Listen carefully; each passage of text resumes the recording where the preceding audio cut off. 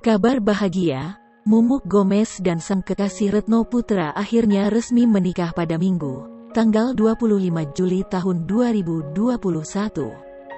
Kabar bahagia kali ini datang dari Mumuk Gomez dan sang kekasih Retno Putra atau yang biasa disapa Eno Retra. Mumuk Gomez kini telah resmi menikah dan menjadi istri dari Eno. Setelah berpacaran selama kurang lebih 7 tahun lamanya, keduanya akhirnya bisa mengucap janji sehidup semati pada Minggu, tanggal 25 Juli tahun 2021 kemarin. Sebagaimana diketahui, Mumuk dan Eno telah melakukan prosesi lamaran pada tanggal 9 April tahun 2021 lalu. Lamaran tersebut dilangsungkan di kampung halaman Mumuk Gomez yang berlokasi di Kulon Progo, Yogyakarta.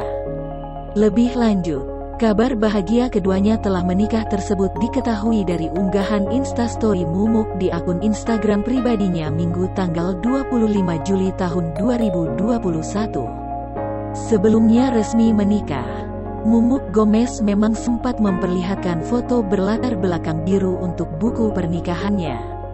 Ia memperlihatkan pula dirinya sedang berada di kantor urusan agama.